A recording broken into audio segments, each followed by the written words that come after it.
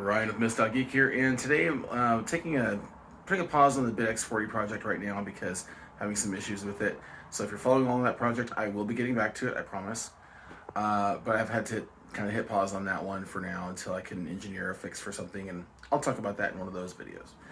Today what we're doing is replacing the window motor and regulator on the driver's side front door on my Suburban. We've got an 88 Suburban half ton. This is the same on pretty much every square body with electric windows. And so the problem was that the window would go up and then it would like kind of fall down, and then you'd put it up again and it'd fall down, and finally I got it to stay up, and I just kind of left it. And I could hear the motor spinning, but the gears weren't working. So I made an assumption, kind of a guess, and said, okay, it's probably the window regulator itself. That's the thing that scissors the windows up and down. It wasn't that. But I bought a new one anyway. And when I pulled it out, the gearing on that was fine, but the motor itself, in fact, I pulled the motor apart, and these things work on a gear. They have a gear drive, a worm gear that spins a gear, which spins a larger gear, which spins the small gear that outputs to, well, I'll just show you. Okay, so this is the window regulator. This is the old one. I've got some other stuff, some new toys I bought at Harbor Freight, but this is the window regulator, and it basically, this rides along a track at the bottom of the underneath, below the window, and these two rollers on the other side ride in a track that is in the window itself. And by this arm moving this back and forth like this, like so, the whole assembly takes the window up and down. And you've got your window motor that has a gear on it, and that gear meshes here. In fact, you can kind of see it in there. And there it is. And it's a worm gear drive right in here.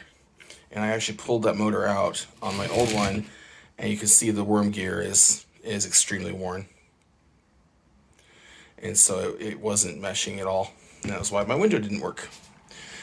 So I watched a YouTube tutorial on how to take this out, and I'll link it below because it's actually really good. It was concise, to the point, and didn't go yammering on about all the intricacies of it. You guys just said, here's what you do, and then he showed you.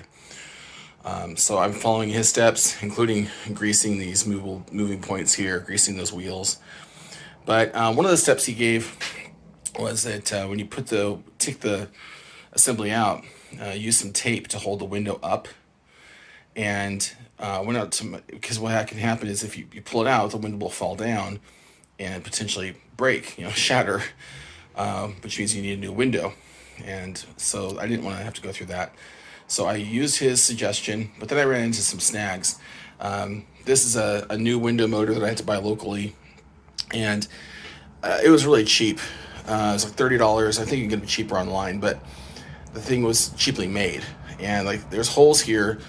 So it came with this bracket, and this bracket flips one way or the other based on whether this goes on the driver's side or passenger side. And on the original factory unit, which I have right here, it goes on like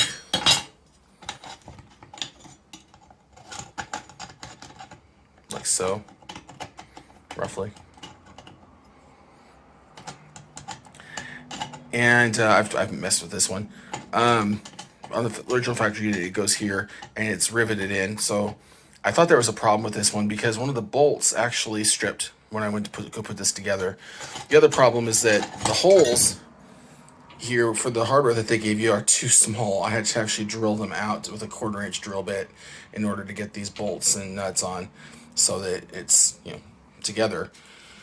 So one of these bolts right here, in fact, this one that holds, let's see, it goes actually right here, and here, and it's what's holding the motor to the regulator.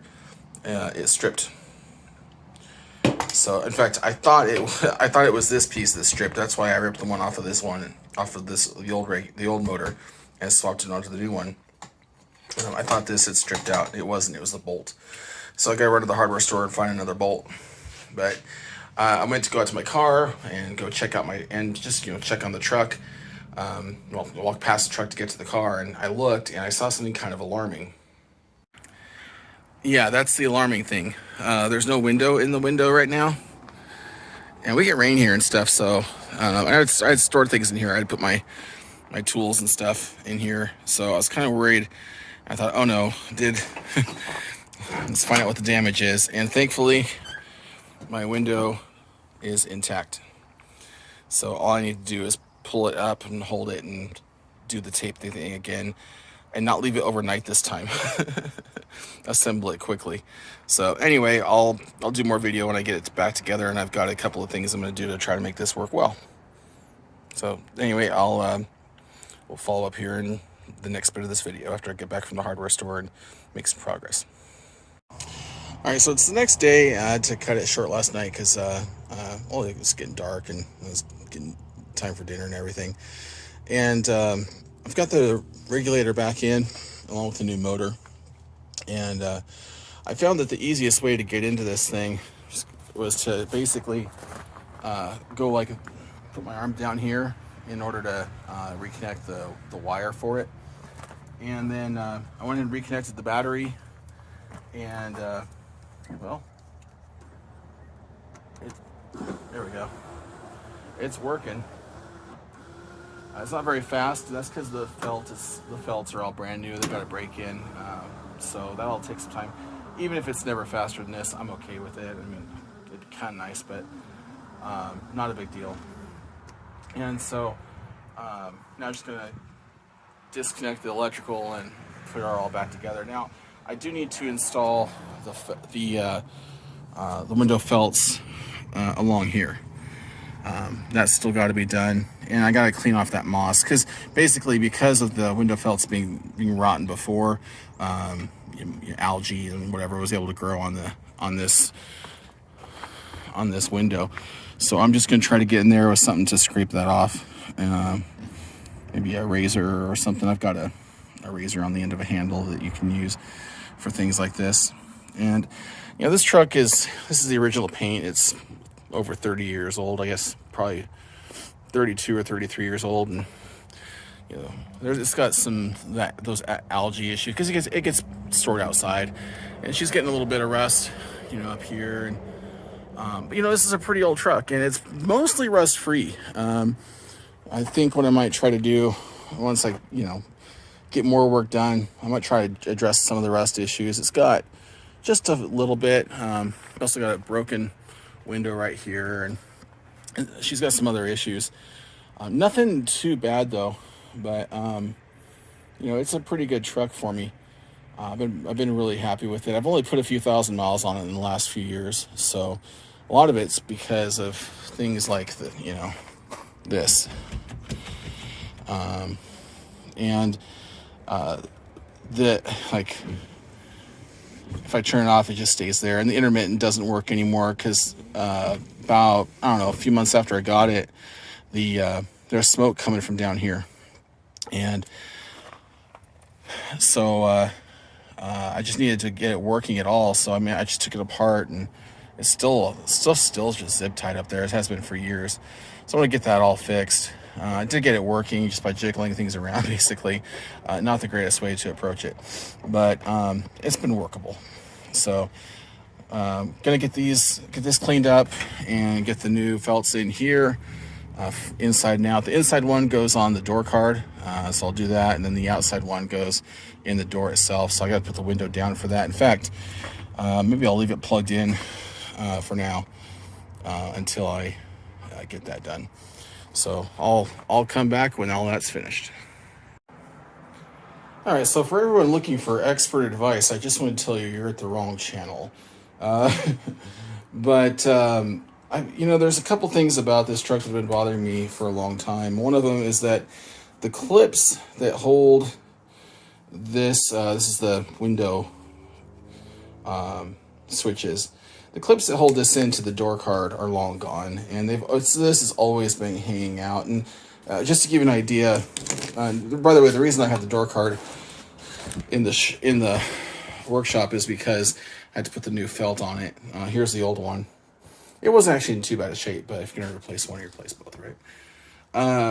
But one of the things that was bothering me is that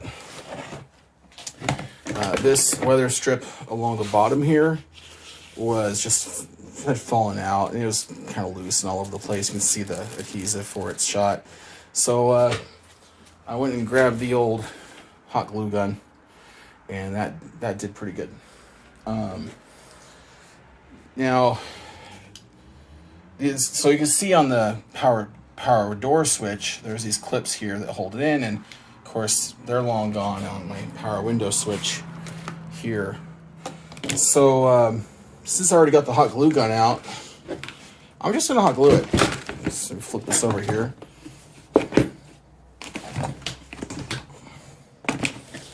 And it's going to take a fair amount of hot glue, unfortunately, because this is recessed in. So what I'm going to have to do is just kind of fill that up with hot glue on both sides and flip it over and press it in. So that's what I'm going to do next. So when you see this in the truck, that's how it's going to be. And hopefully that'll stay there for a while and, actually work. You can see somebody else try to glue it or something at some point because it's kind of got some glue around the edges. You can see the glue kind of came down, but this is why I like hot glue. It doesn't do stupid junk like that. And of course, the previous owner, they did some cool stuff to it too. They upgraded the radiator to a beautiful aluminum radiator, and it's mechanically sound. So, but some of the repairs, like this one, there's always previous owner repairs, and this could be something that I would have done in the past. Was try to glue it with some other glue. I'm not going to try to clean that up. This isn't that kind of truck, but, otherwise I'd be trying to clean that upholstery right there, and I just don't care.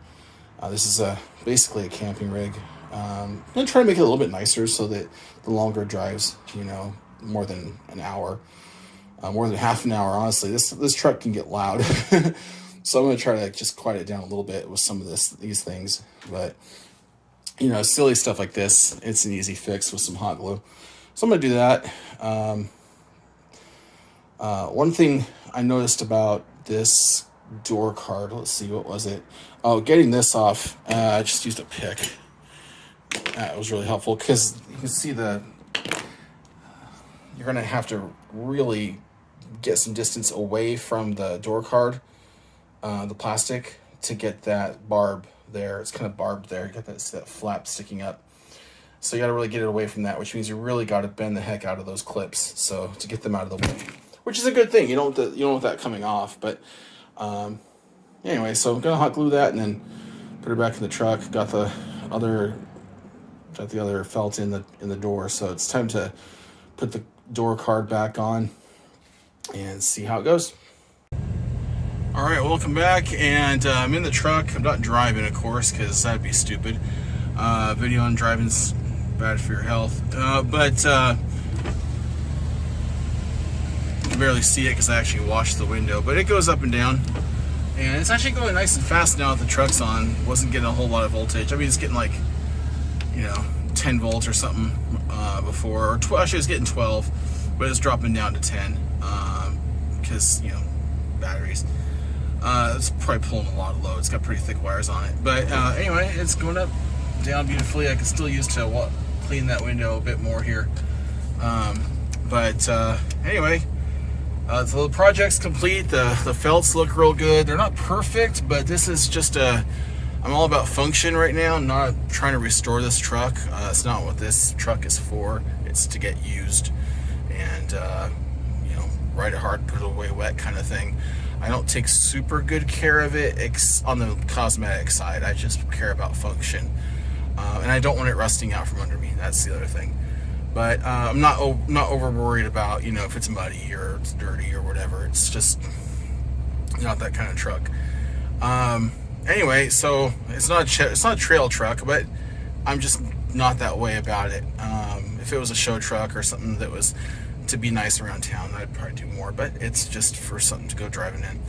Anyway, it is colder than a polar bear's something or others, and I am gonna go inside and get me some dinner. So thanks for watching along, and I will see you on the flip side of whatever the next project is on this truck and whatever the next project is on my site. So make sure you go check out my site, misdotgeek.com, miscdotgeek.com.